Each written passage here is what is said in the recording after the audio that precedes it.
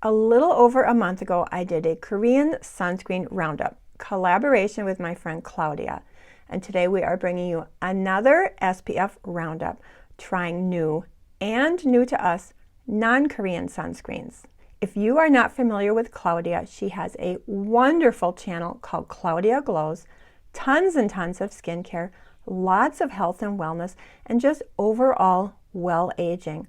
Claudia is incredibly knowledgeable. She is a physician's assistant by training. She is also a certified personal trainer and a yoga instructor. She likes to say she traded her stethoscope in for her yoga mat. I always learn so much from Claudia, and she is one of my very dearest friends, both on and off YouTube. Anyway, between the two of us, we are bringing you 14 different SPFs. Of course, I will link Claudia's channel and her video in the description box below. So after you finish this video, please pay Claudia a visit. I cannot wait to see what she comes up with. As always, I also have timestamps, product links, and discount codes both in the description box below and in a pinned comment so you can do your own research. Before we get into the actual sunscreens, just a little bit about my skin type and my preferences. My 63-year-old skin is really quite dry, extremely dry in the winter, still dry but closer to normal in the warm, humid summer months. My skin tone is light with neutral olive undertones, making it a little bit challenging for me to find a tinted sunscreen. So often they pull too warm, too orange, or too deep for my light, neutral olive undertones. Having said that, I am bringing you a mix of both tinted and untinted sunscreens today. And also, just because a product doesn't work for me, doesn't mean it won't work for you, especially if you have a different skin type or a different skin tone. And please, please share your favorite SPFs in the comment box below so we can all learn from each other. For today's video, I only chose sunscreens with an SPF of 40 and above, which is my personal preference, especially in the summer months when I am outdoors quite a bit. I am very loosely ranking these, and we will start at the bottom. I enjoy several products from the La Roche-Posay skincare line, and I've heard some great things about their sunscreens. So I picked up the La Roche-Posay Inthelios Light Fluid Sunscreen Broad Spectrum SPF 50. This is very affordable, available at any drugstore. It is 100% mineral and tinted. Here is the consistency. I really do like how lightweight and silky it is. And the tint, it does not pull orange or warm on my skin tone. I think it has a really nice neutral tint. Here's the problem. The only sun filter is titanium dioxide. And while titanium dioxide does offer excellent protection against UVB burning rays, not so much against the UVA aging rays. Now, titanium dioxide does offer some protection against UVA rays, especially the short UVA rays, but very little protection against the UVA long rays. So this cannot provide full UVA protection. And one of the main reasons that I use sunscreen, in addition to protecting the health of my skin, is I'm trying to protect my skin from the aging effects of the UVA rays. Keeping in mind that the SPF of 50 only measures the protection against the UVB burning rays. Because titanium dioxide does offer some protection against UVA rays, they can legally claim broad spectrum. But broad spectrum in no way indicates the level of UVA protection. If this were rated using the PA+ system, which specifically measures UVA protection, I don't think it would get very many, if any, pluses. For this reason, I really don't feel comfortable relying on this for my sun protection. I am actually going to return this. Luckily, I picked it up at Target and they have an excellent return policy. Before moving on to the next sunscreen, let's talk very briefly about the PA+ system. It originated in Japan, and like I said earlier, it measures the level of protection against the UVA aging rays. The most pluses possible is 4 pluses, and that indicates a 94% protection against the UVA rays. 3 pluses, 80%, and so on and so on. I am really happy to see more and more American companies adopting the PA Plus system, because as you can see, the words broad spectrum really don't give us an accurate idea of the level of UVA protection. Next up, we have the undefined R&R Sun Serum SPF 50 4 pluses. This is very easy to find at Target or Ulta. It is $28 for 1.7 ounces, making it a very affordable $16 an ounce. This is 100% mineral tinted sunscreen using 12% zinc oxide as its filter. This is fragrance-free, cruelty-free, water-resistant to 40 minutes, and it's one of Angie Hot and Flashy's favorite SPFs. Let me show you the consistency and the texture. I really love the lightweight, thin consistency that feels like a serum as you're blending it in. And I appreciate that this does not pull too warm or too orange on my skin tone. But as I think you're going to see, the tint is just a little bit too deep for my pretty light skin tone. But I can see why Angie loves this. It has a lovely texture, it applies easily, it feels moisturizing, it sets down beautifully to a nice radiant but not overly glowy finish, and it works beautifully under makeup. It includes lovely moisturizing ingredients such as squalane, jojoba, tremilla. It also offers antioxidant protection with niacinamide, raspberry seed, and rosemary. I love everything about this, except the tint. While I appreciate the tint is not at all orange, it is actually quite neutral, almost olive. It's just a tad too deep for my skin tone. If you have a little bit of a deeper skin tone than I do, you might absolutely love this. I really wish it came in a tint that I could use. Luckily, I think it's going to be perfect for my aunt who lives next door, so I am going to be gifting this to her. Another one I had high hopes for is the new Kosas Dream Beam SPF 40 PA+++ 4 pluses. This is a 100% mineral SPF utilizing 21.7% zinc oxide as its filter. This is fragrance-free, cruelty-free, reef-safe, and water-resistant for up to 80 minutes. Now, Kosas has quite a few skincare claims this will plump and smooth and hydrate in addition to protecting our skin from the sun. And it does have a lovely ingredient list with ceramides and peptides, glycerin, hyaluronic acid, and allantoin. This runs $40 for a 1.3 ounce tube. So this comes in at $31, making it the most expensive SPF I am sharing with you today. Let me show you the texture and the consistency. I do love this little squeezy tube. So it's not too thick, not too thin, and it feels lovely being worked into the skin. But as I think you're going to see in my B-roll overlay, this does pull just a little bit warm and almost orange on my skin.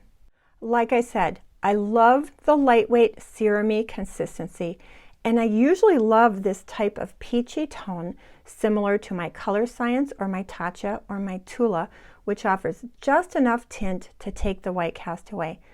But this did pull a little warm, almost orange on my skin, and it stayed very glowy, almost metallic looking, which I think is due to the mica. Although I haven't personally had an issue with pilling, there are lots of reviews talking about pilling under makeup.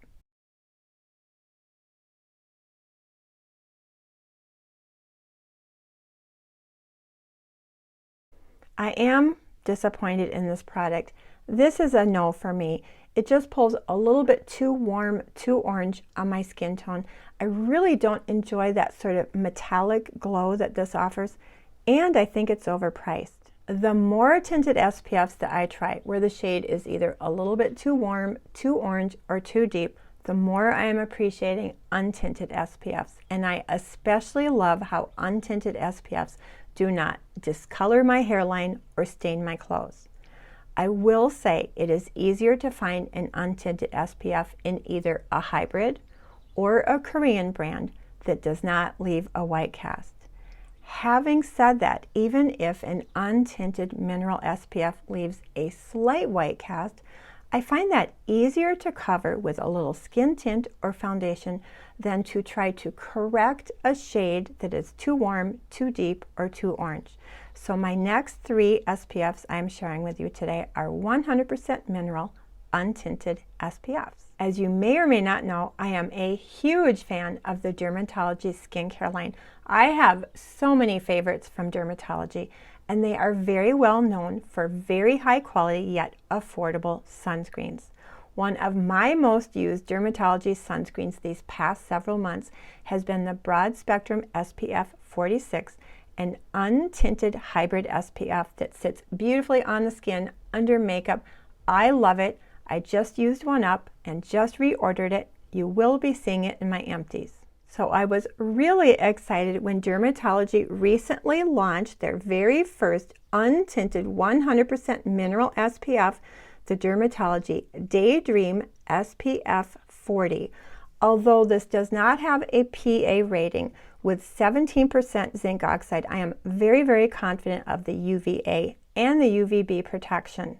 This is $36 for 1.7 ounce or $21 an ounce. But if you use my 20% discount code, which is always in every single description box, that brings the price down to $28 or a very affordable $16 an ounce, basically drugstore pricing. Ingredients include lovely moisturizers such as glycerin and shea butter, as well as several dimethicones. It is recommended for all skin types, including sensitive. The packaging is a little different for Dermatology. It comes in a jar with a pump. I'm going to squeeze out a couple pumps there. It does take 6.5 pumps to equal the 1/4 of a teaspoon that you need for your face, but I'm only showing you the 2 pumps right now. It is a thick, sort of moussey consistency, and it does feel pretty dimethicone-y and heavy as it's first applied. You can see there is a white cast, but that does disappear as you work it into the skin and as it dries down. Like I said, even though it has a fluffy, almost a moussey, creamy consistency, it does feel strangely thick and heavy going on. At first, I really didn't enjoy the texture, but I am starting to get used to it. There is a bit of a white cast initially, but once it's worked into the skin and dries down, the white cast does fade to an extremely faint, sort of pale hue, although that will depend on your skin tone. What I don't love about this is it takes a very long time to dry down. At the 30-minute mark, it still felt quite tacky. It really didn't set to dry to the touch for close to an hour, although you can apply makeup over it while it's still tacky.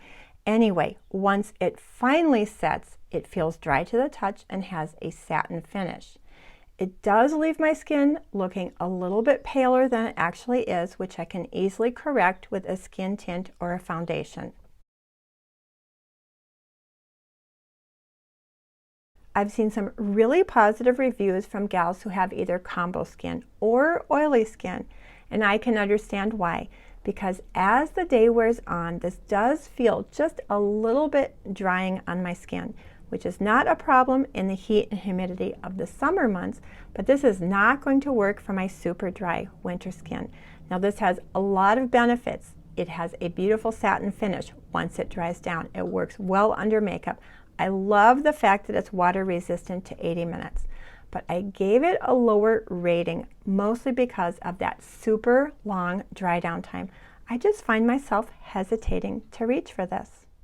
Next up, we have Ginger Armor Mineral SPF 50 Daily Moisturizer. I had seen Aging Naturally with Jody Lynn review this, and she loved it. I will link Jody Lynn's video in the description box below, but I really haven't heard anyone else talk about this. Anyway, I was intrigued, so I did a little bit of research. This was created by a red-headed, fair-skinned guy in California, thus the name Ginger Armor. He seems like a really cool guy, and I loved his website. Anyway, this is $39.99 for 3.4 ounces, making this an extremely affordable $12 an ounce. This has one of the most unique consistencies I have ever seen in an SPF. It comes in a spray bottle, and you are going to see it just has a very thin, watery consistency. Now, 3 sprays does equal 1/4 of a teaspoon, so I do apply 3 sprays to my face.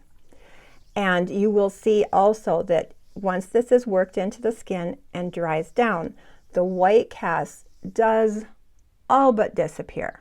The sun filters are 9% zinc oxide, 7.2% titanium dioxide. This is reef safe, fragrance free, and is supposed to be excellent for sensitive skin. Other ingredients include argan oil, squalane, grapeseed oil, and vitamin E. This claims to be moisturizing, fast absorbing, and invisible on the skin. It is the thinnest texture I have ever seen in an SPF. Like I said, very much of a watery liquid. It does feel a little bit oily going on, and initially does have a white cast, but the white cast does fade once you work it into the skin and once it dries down.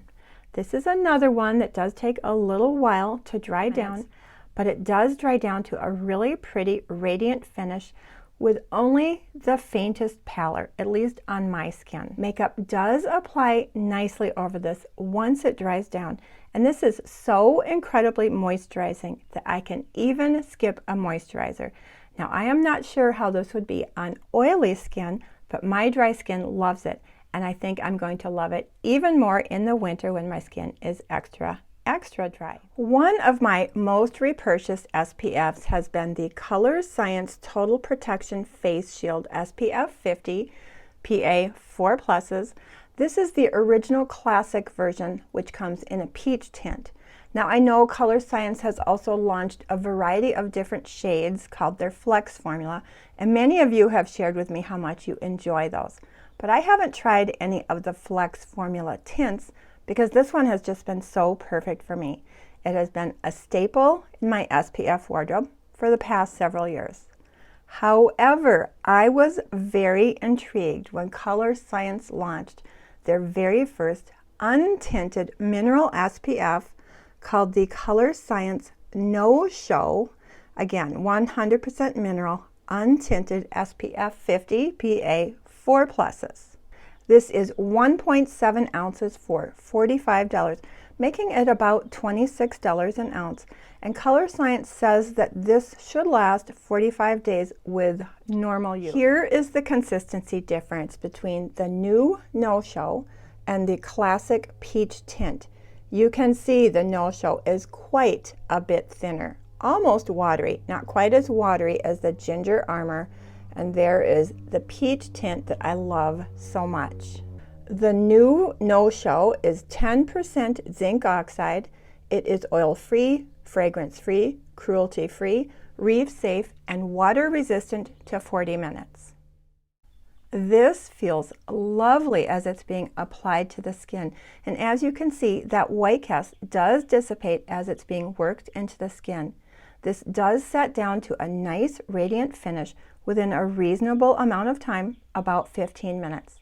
I wouldn't say this leaves an actual white cast exactly, but it does make my skin appear just a little bit paler than it actually is, which again, I don't mind, and it's easily corrected with a skin tint or a foundation. I do enjoy this. I find it super moisturizing and beautifully radiant, but I actually still prefer the original classic peach tone. It just does something special to my skin that makes my skin look prettier than it actually is.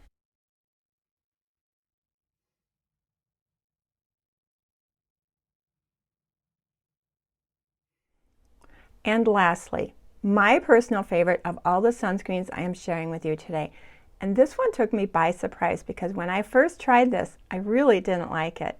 Anyway, it is the Naked Sundays Collagen Glow Mineral Perfecting Priming Lotion. That is a mouthful. This is a 100% mineral SPF 50 using 22.5% zinc oxide as its filter. This is an Australian SPF, which really intrigued me because one would think the Aussies take their sun protection pretty seriously. This is $34 for 1.7 ounces, making it a very reasonable $20 per ounce. This claims to be a 4-in-1 moisturizer, SPF, primer, and collagen supporter for all skin types. Let me show you the texture and the tint. You can see it almost has a gray tint, which actually works really well on my skin tone, much better than an SPF that's too warm, yellow, or orange. This literally disappears into my skin, but it is the thickest SPF I have ever used. And at first I was really put off by that very heavy, thick texture. I don't know if you're going to see, this really does disappear into my skin. I have been putting this through its paces for the past several weeks, and it has really grown on me. Yes, upon first application, it feels very thick and very heavy, and at first that really turned me off. But it does work into the skin surprisingly well, and it dries down beautifully to a velvety satin finish in about 15 minutes. This somehow has a blurring effect on my skin, making my bare skin look prettier than it actually is. Makeup applies, blends, and lasts beautifully over this. I really do feel like it has a primer-like effect, but I enjoy wearing this both with and without makeup.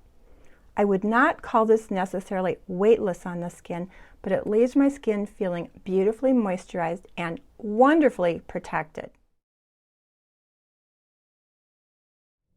I especially appreciate the 80-minute sweat and water resistant, making this the perfect summer SPF with or without makeup. This has just become my daily go-to favorite for these hot, humid summer days. I do have several favorite SPFs in what I consider my sunscreen wardrobe. I will list some of my other favorites in the description box below. Time will tell which of these SPFs that I have shared with you today become part of my permanent rotation. I would love to hear what your favorite SPFs are. I love the sharing that goes on in the comment box, and I always learn so much from you. And please make sure to pay Claudia Glows a visit and give her my love. I cannot wait to see what Claudia came up with. And the last order of business is to announce the winners of last week's giveaway of the Sydney Grace Glitzy Fritzy Blessed eyeshadow palettes. Congratulations to Raspberry Beret and Casey Cruz. So the winners, please email me. I will put my email in the description box below, and I will get these palettes out to you. Congratulations, Raspberry Beret and Casey Cruz. And with that, I hope everybody has a great day, a wonderful week, and I hope to see you in my video next Sunday. Thank you. Bye. It's sort of a moussey, creamy consistency. Okay, I got to do this again. I am super happy. Before we move on, untinted SPFs, and I also love the untinted which I think is a fantastic, which I think is a